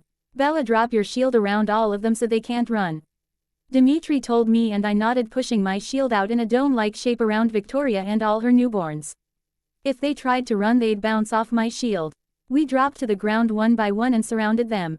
Dmitri always kept me at his side, saying he needed to know I was close when there was danger around. The moment they saw us, Victoria tried bolting, but my shield prevented her from escaping, and Felix had her in his grip and on her knees quickly. Dmitri ripped apart her companion while the rest of us worked on the newborns. I had to admit I had a blast tearing them up and dumping them into the fire Santiago started. I loved having this power over others. Once they were all gone, Dmitri walked towards Victoria.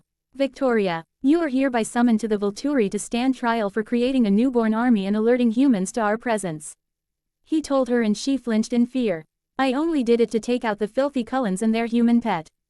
It's their fault I lost my James, Victoria screeched, and Dmitri motioned me forward, which I quickly went to him and lowered my hood. Victoria screamed in rage. You, she yelled, trying to get free, but Felix held her tightly. Not so human anymore, am I? I purred, and Dmitri chuckled before grabbing my hand and holding it, causing Victoria to frown. Bella is my mate, not the Cullen boys. And she is a member of the Volturi and not to be touched. You are still to stand trial in front of the masters. Take her away, Dmitri said, and Santiago took a now knocked out Victoria thanks to Alec's power with him to the plane. Well, that was fun, I said, and Dmitri gave me a sexy smirk that had my eyes darting with lust. Yes, it was. Now off to your ex's house. It's time to confront them, Tessero, he told me, and I nodded eagerly. I couldn't wait. Dmitri we ran to Alaska quickly, taking no time at all before we came upon a large log cabin that Santiago said was where the Cullens were staying. Keep your shield on us at all times. If they look like they're going to run, capture them, I told Bella and the OT. Hers, and they all nodded, and I felt the comfort cloak of Bella's shield as she slid it in place over us. Perching in the trees we observed the Cullens waiting for the text from the brothers that our other private jet was ready in the airport of Alaska. While we waited we were able to see inside the house very well due to all the lights they had on and the fact it was night time. "They're all there," Bella said, and I saw her red eyes squinted in anger and she was holding herself back from attacking, waiting for my order, and I was proud of her for that. We saw Carlisle and his wife Esme in the living room both reading. The big one, Bella said, was Emmett, was playing a video game while Alice and Rose did their nails. Jasper, the one Bella still liked, was up in a room by himself reading, and Edward was moping around in the music room playing the piano. "Why are Jasper and Alice in separate rooms? That's not normal for mates," Felix questioned, and the others nodded. "They've always been like that. Never really together unless they had to be. I always thought it was weird too," Bella told us, and I nodded. "They're probably not really mates then. Companions but not real mates," I replied before my phone buzzed. "Planes ready. Arrow. It's go time," I told them, smirking, and we dropped from the trees to the ground. Pulling our hoods up, I made sure Bella was at my side as we moved towards the house, the Cullens never knowing we were there. When we reached the door I smirked at how they still didn't know we were there, and I knocked loudly, causing them to all jump and the women inside to gasp in shock. "Who could that be? I never saw anyone coming." "Edward," we could heard Alice whispering. "I don't hear anything," he replied, and I chuckled as I felt Carlisle come to the door and open it, slowly peeking out. Bella was vibrating with anticipation and Jane held her hand quickly to calm her for a moment. "Why, hello, Carlisle," I said at his shocked face as I pushed open the door with my hand up. We filed inside as the Cullens all backed up to allow us to enter. We formed a half circle in the entryway, Bella staying behind me so they wouldn't know she was there yet. "Dmitri, what brings you to our home tonight?" Carlisle asked as his wife stood behind him. Smirking, I replied, "We are here to bring you and your family to Volturi," I told them, and they gasped. "You've all been very naughty," Jane said in a sadistic glee, and Felix crossed his large arms over his chest, smiling. "We were very intimidating, that was for sure." "I'm afraid I don't understand," Carlisle said, clearly scared. He glanced to Edward, who shook his head. He couldn't hear anything. I felt Bella's nails in my back as she waiting for her cue, and she needed my touch to keep her calm. I shifted slightly, leaning back into her for comfort. "Oh, but I think you do. See, it has come to our attention that you and your family have broken several laws, and Master Arrow is tired of giving you leeway, Carlisle," I told him, and he frowned. "Are you denying that your first sired son didn't have a relationship with a human who you did not turn and left alone knowing of our existence?" I asked, and they gasped in shock. How, what?" Carlisle was speechless. "How do you know that? And why can't I hear you?" Edward asked, frustrated, and we all chuckled. Glancing back at Bella, I felt her slide her hand over the top of my shoulder and stand by my side. "That would be because of me," she purred as she reached up with the other hand and slowly dropped her hood and looked up at her old vampire family. The loud gasp that echoed in the room at shock was noticeable, and Bella gave them a wicked smirk. "Surprise. Miss me. Bella Pav. Oh my god." The look on their faces when I dropped my hood was fucking priceless. I could feel Dmitri trying to hold back the laughter. "Bella," Edward breathed in complete shock with a frown on his face. The others too were all looking me over and frowning when they got to my red eyes. "Love, what did they do to you?" Edward asked, stepping towards me, only to be stopped by Dmitri stepping in front of me. Carlisle stopped Edward from getting any closer. "Keep your filthy fucking hands off my mate, boy, or you'll regret it," Dmitri snarled, dropping down in a crouch in front of me. And a thrill of desire shot through me at seeing him so protective. "Bella," Edward asked, looking confused at why Dmitri was protecting me. Putting my hand on Dimitri's shoulder, letting him relax back into a standing position but keeping contact between us at all times. "As you can see, Edward, some things have hanged since you fucking left me on the forest floor broken. You bastard." I spat at him and he flinched at my language. "What is she talking about, Edward?" Jasper's southern drawl filled the silence as he looked at Edward and then Alice, both of which looked ashamed of themselves. The rest of their family also looking at them for answers, and I started laughing at this. "Look at this shit, Edward." And I'm sure dear Alice too didn't tell their family how Edward took me to the woods and fucking crushed me. Told me he was done playing with me and that his family never gave a shit about me. How as only a distraction for them to play with, and it was time for them to move on to the next distraction, how I was only a toy. "Isn't that right, Edward?" I hissed, and Edward flinched at the growls of rage he got from not only his family but my family as well. "And they call us evil," Jane commented, sneering at Edward and Alice, who now stood alone as their family was so mad they had moved away from them. Jasper looked livid. We did it to protect Bella. She was in danger being around us. I left because I loved her and I wanted her to have a normal life. You've turned her into the very thing I was trying to prevent. Edward yelled in defense and I growled at him. My life was never yours to play with, asshole. It was my decision on what I wanted, not yours. You were my boyfriend, not my fucking father. You never treated me like your girlfriend but like a child to keep locked away. Well, I have news for you, Edward. I was taking care of myself fine before you and your fucking family ruined my life. I told him. Imagine our surprise when we arrived in Forks a couple of months ago to check in on your family only to find a small human girl trashing your house in her anger at your departure. Well, since she knew what we were, we had to take her with us. Plus the fact that she was truly my mate all along was another reason we took her with us. She gladly told us everything she knew about your family and agreed to join us. She's only a month old, but isn't she spectacular as a vampire? Dmitri said, running his hand down my back in affection, and I purred as I leaned into him, almost forged. Where I was until I saw Edward launch himself at Dmitri. Moving fast, I slammed into Edward and pinned him to the wall by his throat, causing him to gasp in shock that I would be able to hurt him.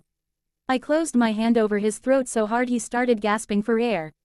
Don't fucking think about ever attacking my family, especially my mate again, Edward. You had your chance and you fucked it up. I'm not yours anymore, and if you know what's good for you, you'll be a good little boy and do as we say. Maybe you'll live. Personally, I hope I get to tear you to pieces and burn your ass for what you did to me. I hissed in his ear before tossing him back towards his family. None of them moving to help him, knowing they were screwed. Now if you would, we have a plane to catch. Fight us and you'll be arriving there in pieces. Dmitri said, smirking as he wrapped his arms back around me and pulled me to his side. None of them moved at first until Jasper walked up to us, scowling at Edward and Alice to my surprise. Jasper, Alice gasped, but he ignored her. Dmitri tensed, ready to attack if Jasper did anything, but he just smiled at me. Bella, I had no idea Edward or Alice did anything like that to you.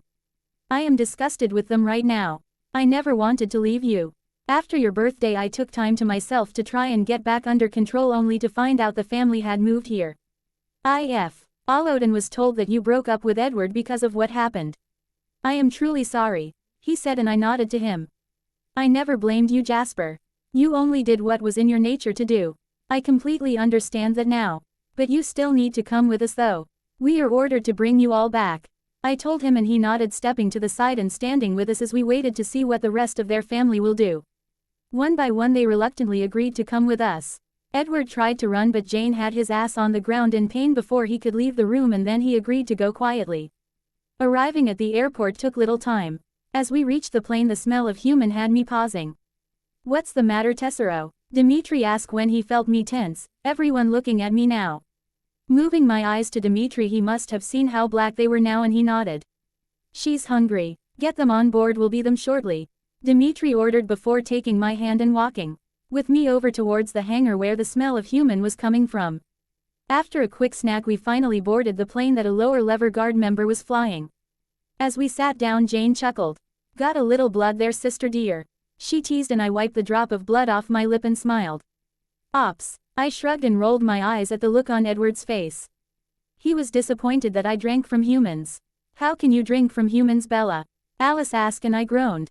'Cause they're yummy, I said sarcastically, and my family laughed at the pout on her face, and Jasper and Emmett chuckled. Ma, all the Cullens weren't so bad, but Edward and Alice are still on my shit list. That would never change. Dmitri Pav. The ride back to Italy was rather annoying actually. Most of the Cullens were okay. They sat quietly and didn't speak unless spoken to. Bella chatted a little with Jasper, Emmett and his blonde mate Rosalie. Jasper and Jane kept giving each other strange looks that I would question her about later. Carlisle and his mate stay silent but kept giving Bella sad looks that were getting on her nerves. The little pixie bitch kept trying to get Bella's attention, but she ignored her and Edward. Well, let's just say I wanted to open the airplane door and toss his ass out of it. Bella, please talk to us, he pleaded again for what seemed like the 100th time. I shared a look with Felix and we both had the same annoyed look in our eyes. He was pushing it. I chuckled when Bella rolled her eyes from behind her book, but I could feel the tension in her body. She was trying to control her urge to jump him and rip him apart. Knowing even as controlled as she was still a newborn, and she had a very short temper, and Arrow would not be happy if she killed him before he could stand trial. You need to relax, Tessero. I purred into her ear and moved to kiss her neck. She smiled and I saw Jasper shift uncomfortably. He must be feeling the lust rolling of my little mate. She was insatiable. A low growl from Edward showed that even though Bella wouldn't let him read my thoughts, he knew exactly where they were going, and I smirked as I ran my hand up her leg and inside her thigh. Planning on helping me out with that? She asked with a cheeky grin. Nodding, I stood and pulled her down the aisle, past the Cullens and into the back of the plane where the bed was, and closed the door. Time to help my little kitten relax. An hour later, as I felt the plane starting to descend, Bella and I walked back out to our seats fixing our clothes. I wanted that boy to know who her ass Bellin. G2 and who made her scream, and by the look on his face I knew he heard every moan she made and it was eating his ass up. Good. Feel better? Jane asked Bella with a smirk. Bella gave her a wink before picking back up her book and ignoring the looks from all the Cullens. Bella was defiantly a completely different person than they were used to. When we arrived in Volturi, the Cullens had no choice but to follow us down the darkened hallways towards the throne room. When we got there, the brothers were waiting and eager. I felt Bella quickly slide her shield over them and they all gave her a smile and thanks. I also noticed the redhead was there and being held down by Santiago. Welcome back. No problems, I take it? Arrow asked me as I shook me head. Very little, I told him and allowed him to read my thoughts. He chuckled at how Bella handled Edward before I took my place back beside Bella. Carlisle, I never wanted to see you standing before me like this, old friend. I find myself very disappointed in you. Arrow told him, and he bowed his head in shame. He knew he had screwed up by not controlling his coven better. Keys, however, snorted. I actually always knew this day would come. He sighed. Dee and Bella shot him a smirk and he winked at her. He really was fond of her, so was his mate. They just loved Bella's fresh personality. But before I get to you and your coven, Carlisle, I must clean up the rest of the mess you left behind. Arrow told him before descending the stairs and walking over towards Victoria. Felix was now there and forced the little bitch to hold her hand out for Arrow to read her. After about 10 minutes of reading, he tossed her hand away in disgust. You, my dear, are one evil little bitch. The things in your mind that you had planned for out Bella are disgusting even to me, and for what? For a male vampire that was not your true mate, that only used you and was stupid enough to try and take on a larger coven than your own. What a waste. He sneered down at her and ever. Why growled lowly at the thought of what she wanted to do to Bella. Even the Cullens were mad. Bella dear, since it's you Victoria was planning to hurt, why don't you show her what you can do, Arrow asked, and she smiled wickedly. She kissed me quickly before darting over to stand in front of Arrow's seat where he had returned to watch. The Cullens stood back and stared in awe as my mate stuck her tongue out at Victoria, who hissed at her in anger. Bella them wrapped her shield around the stupid bitch and waved Felix and Santiago out of the way from danger. They backed up quickly as Victoria rose into the air, arms and legs stretched out wide. Bella held her there for a moment to build suspense and then swiped her hand through the air quickly, and Victoria let out a ear-piercing scream as her body was ripped into pieces and tossed into the fireplace off to the right. Bella smiled when the three brothers clapped loudly at the display before hopping back over towards me, and I wrapped my arms around my mate. She was amazing. Now then, to the other matter at hand, Arrow said before motioning for the Cullens to come forward. After Bella's little display, they were all visibly shaken by danger they were in, and they slowly shuffled forward to find out what their fate will be. What to do, Arrow said, and Bella snickered from where she was sitting on the steps near Key's Faye. Ed with her chin propped on her hand and watched with growing amusement. Brother, we have a slight issue, Marcus said, and Arrow turned and held his hand out. Reading his thoughts quickly, Arrow chuckled.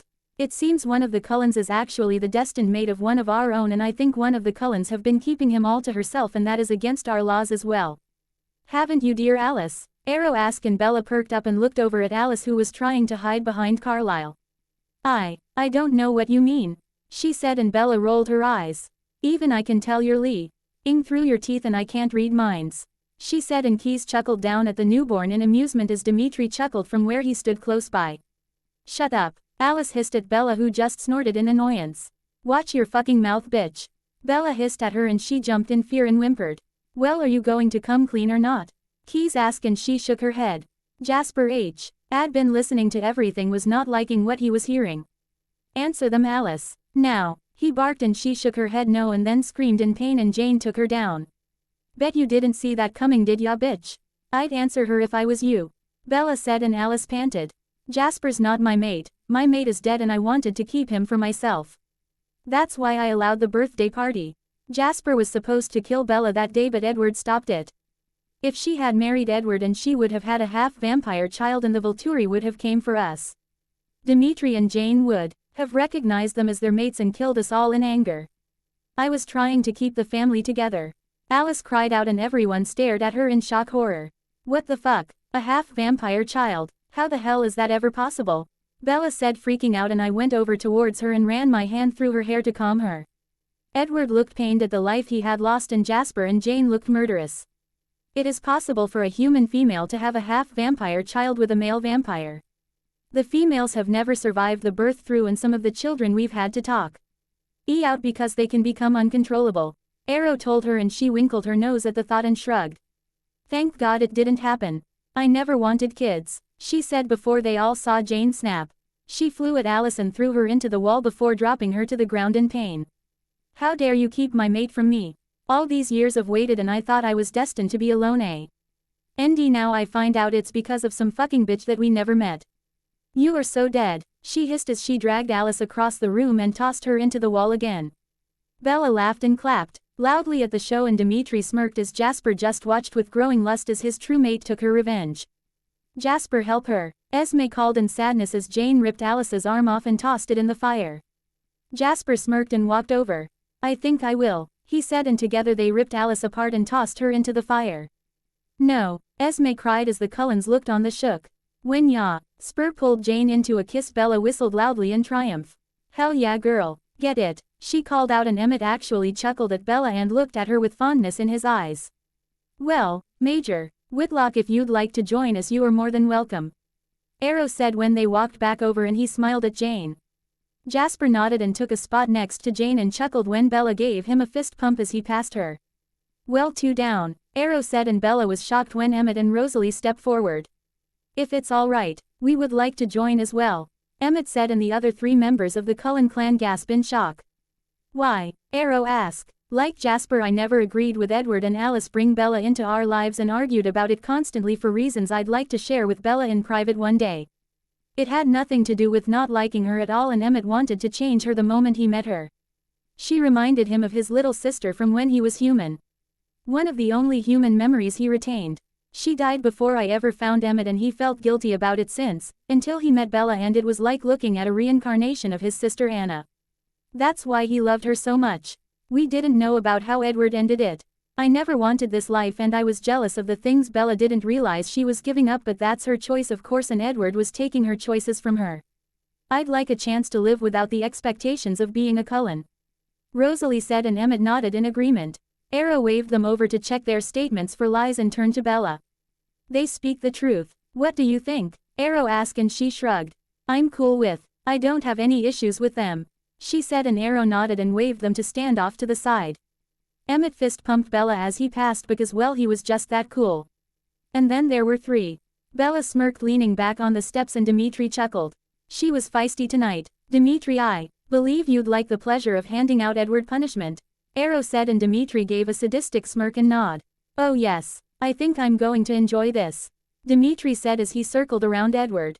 I think you've relied on your mind reading for far too long, and I don't like the way you keep eyeing my beautiful mate, Dmitri told him as he waved Carlisle and Renesmee off to the side. Bella sat forward and watched as Dimitri's eyes darkened in anger, and she felt a shiver on anticipation. First part of your punishment. We're going to fight, and if you win and can kill me you're free to go. But when I win you will get part 2 of your punishment, and you will know that the better man has won her heart, Dmitri told him, and he sighed but reluctantly nodded. Not that he'd have a choice in the matter. Watching them fight was something Bella will never forget. She'd give Edward credit that he did try his best, but she knew Dmitri was toying with him. Dmitri was by far one of the most dangerous vampires alive, and when she heard the grinding of vampire skin and both Edward's arms were removed, she knew Dmitri had easily won. Edward screamed out in pain as he laid on the floor without both his arms, panting. His face also cracked due to the right hook Dmitri hit him with a moment before. Chuckling, Arrow clapped his hands together as Dmitri tossed his arms off to the side to be reattached later on. Well, I guess we know who the better man here is, Arrow said, and Dmitri gave Bella a wink as she chuckled. Carlisle and Renesmee watched in sadness as their son got his ass handed to him by the track King Demon, and knew there was no way they were getting out of this. Their time for punishment had come. For the rest of your punishment is as followed. The 3 remaining members that have not been given an invitation to join will spend 1 year down in the dungeons and fed 1 human every day, and you will eat what is given to you or you will regret it. When the year is up, Edward will be given his arms back, and you 3 will spend the next 100 years serving as lower-level guards under the command of Dmitri. I suggest you don't piss him off anymore. If you survive those 100 years, you will be allowed back into vampire society, to which you will be monitored very closely, and you will no longer be allowed to live and or work in close proximity of humans ever again. Arrow told them, and before they could open their mouth to argue, Carlisle, armless Edward and Esme were dragged down to the dungeons and locked away, and Bella couldn't keep the smile off her face. The rest of you will also be serving under Dmitri as all the guard do, and I'm sure he will be putting you through the same paces and training as anyone else under his commanded, and we do not condone eating fluffy here, so I suggest you make peace with that. Keyes told the other as Bella snickered at Keyes. The Cullens that agreed to join nodded their approval. At least they weren't spending their time in the dungeons like he others, and that was a big plus to them. Bella quickly forgot about the Cullens after that. She wouldn't have to be around them as she never went to the training fields with the lower guard, so once they were released she still wouldn't have to be burdened with them, but she knew Dmitri would take immense pleasure in making those 100 years pure hell for her, and she was fine with that outcome. Yeah. Spur and Jane were quickly found in the game room a few days later, where they had to drag Alec out before he killed Jasper, who had his sister against the wall staking his claim, but Bella was happy Jane finally got her happy ending. Rose and Emmett fit in well with the others, and Bella actually got to know them on different level once they were properly fed and not under the Cullen standards anymore. And she found she liked them more now than she ever had before. Jasper too was whom she had never been allowed to know before. Rose never was made to join the active members of the guard, but Emmett jumped at the chance, and after he and Jasper was put through grueling training by Felix and Dmitri, they were declared ready and got their crest, and Bella didn't think she'd ever seen 2 more proud Tays as Rose and Jane when Arrow declared them full members of the Volturi. Bella smiled as Dmitri came into their room a few months later with lust on his red eyes that were quickly darkening to match her own. Life may have started out shitty when the Cullens left her, but now her life was perfect. The end.